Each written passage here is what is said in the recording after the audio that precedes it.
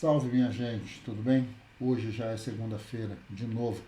Estamos aqui nesse nosso terceiro encontro para conversar sobre o livro Geografia e Ciência do Espaço, sobre esse projeto que já está fazendo quase 40 anos. E, bom, nessa altura do campeonato estamos avançando, né, a nossa conversa e hoje vamos justamente definir ou procurar explicar o porquê que o nosso livro está dividido ou foi dividido em três partes, que não são geografia física, geografia humana e geografia econômica. Nada disso. Na verdade, o livro foi dividido em espaço da produção, espaço da circulação, espaço das ideias. Nada a ver com o que aconteceu com os demais livros. No caso, por exemplo, um dos nossos exemplos extremamente importantes, que vale a pena conhecer para quem nunca viu, é o Estudos de Geografia do Melinhadas, já produzido em 1972, 73, acho que 73, e foi publicado pela editora Moderna e que, de alguma maneira, tinha na sua definição diferentes temas de discussão sobre a situação da sociedade de uma maneira geral, principalmente envolvido ou dialogando com os textos de Lacoste, a questão do subdesenvolvimento, a questão, bom, da população e coisas desse gênero, e que, bom, conseguiu passar ileso, né, dos censores da ditadura, e estava lá. Esse livro foi extremamente importante, mas ele se dividia em temáticas, né? Era um livro quase que de artigos, onde o autor, no caso Meliadas, escreveu dialogando principalmente com Lacoste, com Pierre Jorge, com Tricari e tal, dialogando com eles, escreveu um texto, um conjunto de textos onde cada capítulo era um tema. No caso do Geografia e Ciência do Espaço, não. Claro, existem diferentes temas no transcorrer do livro, mas na verdade ele está dividido pelas suas estruturas lógicas. Então, existe uma leitura aí de que a nossa sociedade, a nossa geografia é definida por esses três movimentos que se relacionam, que se complementam, que é a ideia da produção, a capacidade humana de produzir e os resultados que isso dá, a capacidade ou a necessidade de que essa produção circule e que, portanto, no caso da sociedade que vivemos, é a questão do grande mercado. E, dando sentido a tudo isso, é necessário entendermos que nós, bom, acreditamos nessas coisas. Nós precisamos acreditar da importância de termos o nosso emprego, o nosso salário. Precisamos acreditar que a moeda que nós usamos tem valor de fato. Quando essas coisas se desfazem, bom, a confusão é grande. Nós precisamos acreditar que o Brasil existe, que o Brasil é um dado, que nós somos brasileiros e assim por diante. Essas coisas são fundamentais do ponto de vista político, do ponto de vista da amarração toda desta relação entre produção e circulação. Então, nesse sentido, é que o livro vai, então, se mostrar, não é? Ele vai nos dá esta leitura, não é? De que o espaço geográfico, como nós dizíamos na época, né? Essa coisa de que tudo depende desse objeto, né? Da geografia, que é o tal do espaço. Então, esse espaço geográfico, ele na verdade estaria sendo definido por esses três movimentos: a ideia de produção, de circulação e de ideias. Vamos então tentar nos aproximar um pouco mais dessa estrutura. Num primeiro momento, nós estamos afirmando que há uma complexa sociedade que produz coisas em quantidades incomensuráveis, né, e que tudo isso precisa ser consumido também. Então, o texto vai dizer justamente isso. Na sociedade atual, a satisfação das necessidades de seus integrantes exige igualmente formas cada vez mais complexas de trabalho. São bilhões de trabalhadores da cidade do campo que operam milhões de máquinas dos mais diversos tipos, garantindo dessa forma a sobrevivência de toda a sociedade. Muito bem. Então, nesse sentido, o que nós estamos tentando mostrar é que esta complexa relação, né, entre o processo de produção e o processo de circulação é o que define, no final das contas, a tal da geografia. As fábricas produzem milhões de objetos por dia e nós consumimos esses objetos. Para cada unidade que sai das lojas, outra sai das fábricas com a finalidade de tomar lugar daquela que foi consumida. Né? Parece um pouco óbvio, mas a grande questão é como isso se aparecia, né, nos livros didáticos e, na verdade, o que acontece é que não aparecia. Né? Então, o texto continua dizendo assim: quando o objeto sai da fábrica, todas as máquinas devem continuar funcionando para repor o estoque, claro. Por isso, a fábrica precisa ter à sua disposição matérias-primas, máquinas, energia e trabalhadores para que o processo não pare. Então, a grande questão é essa. Quer dizer, se a fábrica produz uma geladeira, pelo outro lado, um conjunto de outras fábricas tem que produzir motores de geladeira, tem que produzir as prateleiras, tem que produzir bom, o aço, ou seja, o que for, que faz parte da estrutura desse equipamento. Uma outra parte tem que produzir a energia elétrica que vai ligar a geladeira lá em casa, e bom, tudo isso envolve uma outra indústria que vai produzir os fios que vão levar, bom, e assim por diante. Isso aí é uma confusão danada, e é nesse sentido, então, que estamos imaginando a organização geral da geografia tal qual nós a conhecemos, não é? Isso significa, como o texto está querendo nos dizer, que a fábrica, ao mesmo tempo que produz, também consome. Assim, outros trabalhadores estarão em outros lugares produzindo matérias-primas, energia, máquina e etc, para que não haja risco de que o processo venha a sofrer algum tipo de interrupção. Não é? Então, o texto continua dizendo assim: os trabalhadores, por sua vez, além de produzirem, também estão sendo sempre consumindo, pois necessitam comer, beber, ir ao médico, enviar seus filhos à escola, etc. Caso contrário, não teriam como produzir. Em suma, estamos aqui dizendo o seguinte: olha, a nossa sociedade é essa nossa mesmo, essa que nós vivemos, ela funciona de uma determinada maneira. E ao funcionar desta maneira, ela tem, então, digamos, regras. E esse regramento dessa sociedade, que é a forma como ela funciona, este tipo de regramento, ele vai nos dizer, de fato, o que é que acontece conosco. Não é? Quer dizer, em que medida, mais do que produzir, mais do que consumir, mais do que tudo, a sociedade está organizada nesse sentido. Ela está sendo definida a partir desses processos.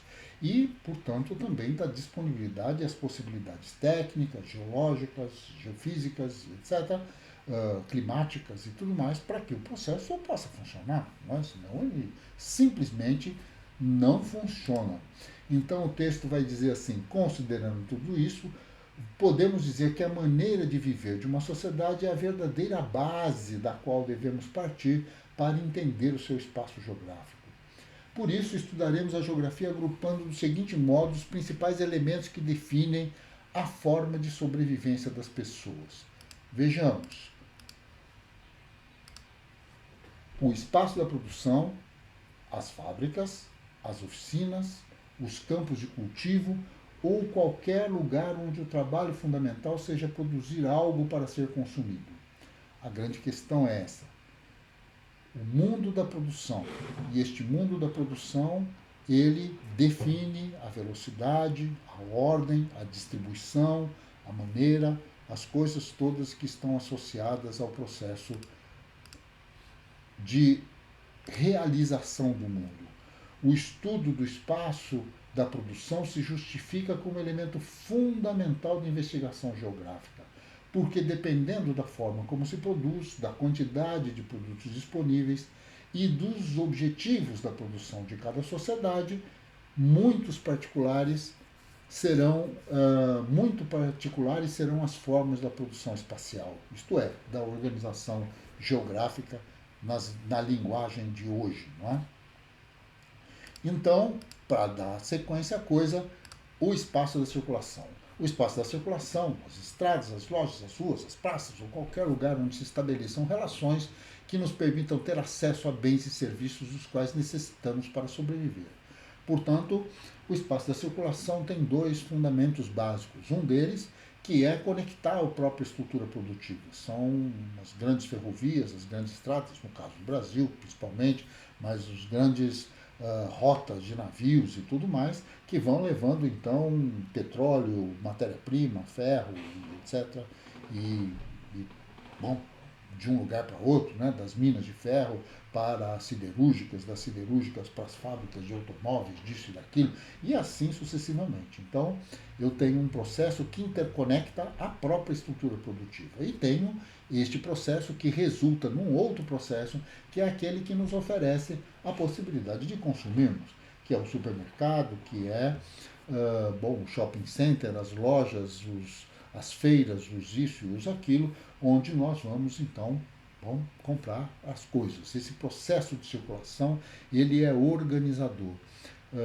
Certa vez, conversando com o Rui, bom, em outras épocas, por outros motivos, estávamos aqui extremamente preocupados com essa questão da circulação, e Rui dizia que o processo de circulação é por onde o sangue, digamos, se transporta, né, para levar o oxigênio para todo o corpo. Nesse sentido, então, é que isto é organizador, isso define para a gente a questão da distância, a disponibilidade, a possibilidade de sobreviver, são milhões de empregos e assim sucessivamente. Mas a coisa não para por aí, não é? Quer dizer, o que nós precisamos entender depois disso é o tal do espaço das ideias. E esse espaço das ideias, então, é constituído de igrejas. Bom, muitas. O papel, por exemplo, da Igreja Católica na construção da sociedade brasileira é mais do que conhecido, não é? Assim, o que e reconhecido pelo próprio poder de Estado, quando o despotismo esclarecido, o Marquês de Pombal expulsou uma parte dos, ou pelo menos tentou expulsar os jesuítas do Brasil, é porque o confronto político disso era importante, não é? Essa coisa de convencer a todos de uma certa leitura da religiosidade tem muita importância do ponto de vista da própria questão de justificar o poder, não é? E isto, nesses últimos tempos, com relação às igrejas no Brasil e o papel dos movimentos pentecostalistas, pelo menos uma parte deles, né, envolve uma questão substancial do ponto de vista da disputa do poder. Né? Isso a gente viu no próprio entendimento do significado, né, da Covid, das pessoas que estavam morrendo em massa, o que fazer com isso, e como fazer, como entender esse processo todo, que tipo de poder que está relacionado a isso. Bom, isso ficou evidente, né? A questão das igrejas e o papel das igrejas nas eleições, na definição de quem manda e quem não manda. Também os edifícios de Estado, está ali a polícia de um lado, a penitenciária de outro, o sistema judiciário de outro, a relação daqueles que cobram imposto e, mais do que o edifício de Estado, a própria estrutura de Estado, né? Quer dizer, que controla aí contas bancárias, que controla X, que controla Y e tal, e que fornece para nós os nossos documentos, diz para nós quem somos e onde podemos estar, e assim por diante. Mais do que isso, o nome das ruas. Bom, quer dizer, quando nós temos nomes de ruas que vão fazer o elogio a ditadores, a, a torturadores e coisas desse gênero, né? Quer dizer, a gente sabe muito bem que o que estamos é fazendo o elogio de um tipo de relação social. Quando nós temos nomes de ruas que vão identificar, então, aqueles que defenderam a liberdade, que defenderam os direitos dos povos e tal, a gente tem situações bastante diferentes, né? E também aí a propaganda. a questão da propaganda, de quem é que compra, quem é que vende, o que é bom ter, como é que você vai ficar feliz e bonito e bonita e tudo mais, quer dizer, como é que isso funciona, tudo isso se estabelece como uma relação extremamente importante de como nós lemos o mundo, os livros, os jornais, tudo isso que de uma forma ou de outra exista para viabilizar as relações das pessoas entre si. Este é o mundo do espaço das ideias. Então aqui nós temos três elementos de extrema importância. O elemento 1, que é justamente o espaço da produção. Esse espaço da produção, ele é quase que, bom, estrutural, vamos pensar assim, né? Ele vai dizer para cada um de nós o que é que afinal de contas está disponível, porque não se engane, né? Não é só uma questão do que nós desejamos que exista.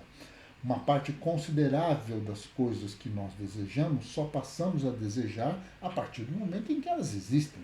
E nesse sentido, então, é o processo produtivo o definidor de uma parte considerável dos nossos comportamentos, das nossas exigências, daquilo que tem valor para nós, daquilo que a gente gosta ou deixa de gostar, né? A indústria da moda, a indústria, bom, os equipamentos que nós temos em casa, as coisas que nós gostamos de mostrar para os amigos que nós temos e eles não têm, e coisas desse gênero, não é? Então, assim, as comidas, os lugares que frequentamos, a cerveja que bebemos, e assim vai. Essa estrutura toda entre o processo de produção, o processo de circulação e a questão da ideologia que confronta e que dá sentido a tudo isso, que faz com que a gente se levante de manhã e reconheça que o lugar que nós vivemos é um lugar natural, é assim mesmo que ele funciona, é assim mesmo que ele é. E assim, por isso mesmo, não estranhamos. Quando nós começamos a estranhar, tudo isso começa a ter problemas. Nós começamos então a reivindicar, ou então nós nos sentimos perdidos, porque fomos para um lugar que nós não conhecemos as relações, não sabemos como funciona, não sabemos como, não dominamos a língua, não dominamos os caminhos, não fazemos. Bom, tudo isso é uma confusão na vida de alguém. Então, nesse sentido, esta relação entre a estrutura produtiva, a estrutura de circulação e a estrutura que produz, né, o nosso pensar, o nosso reconhecer do mundo, tudo isso faz parte, então, da constituição da nossa geograficidade, da nossa ideia de geografia. É isso que, a princípio, alguns anos depois, vamos definir como os fundamentos que nos permitem responder à pergunta básica da geografia, que é justamente esta. Bom, onde é que eu estou? Não? Onde estamos? Onde está este povo, esta etnia, este grupo, esse comportamento, essas coisas? Onde? Onde? Né? Vivemos todos nós. E essa condição, né, de observar tudo isso, reconhecer e compreender então o mundo de alguma maneira, nós vamos ver que essa estrutura da produção, essa estrutura da circulação e essa estrutura da ideologia, das ideias, dos fundamentos, né, que reconhecem o mundo, estão por trás também de outras sociedades, das sociedades que antecederam o capitalismo atual ou das sociedades que hoje fazem parte, não é, do mundo, mas que ainda tem uma relação praticamente marginal com o sistema capitalista, com o modo de produção capitalista, não é? Principalmente as sociedades indígenas, quilombolas, como no caso do Brasil, mas não só. Não é? Isso é uma questão de caráter planetário, né? A existência de sociedades que resistem, né, ao capitalismo, que resistem a esta maneira de viver, a este modelo, né, de reprodução social. Muito que bem.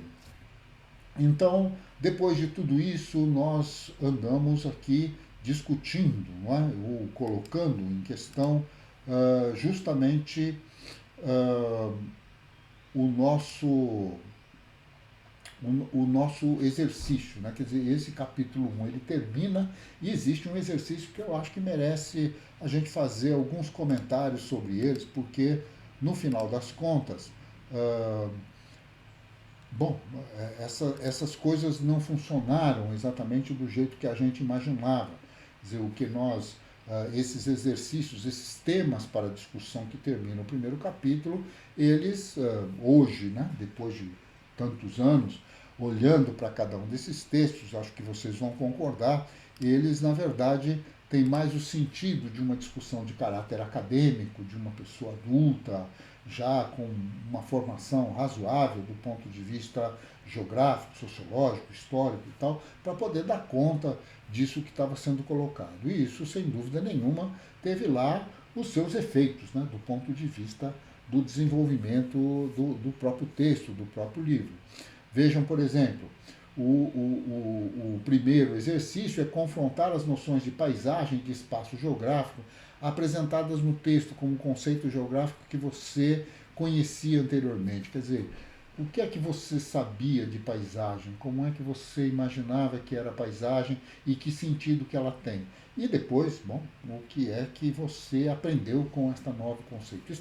Isto envolve um nível de abstração considerável, não é? Quer dizer, acho que quando nós montamos esse tipo de exercício, nós o fizemos muito mais como um exercício de caráter acadêmico do que propriamente com os fundamentos pedagógicos que exigiria, né, o ensino médio na época, ou tal do segundo grau, ou colégio, ou seja lá como se chamava.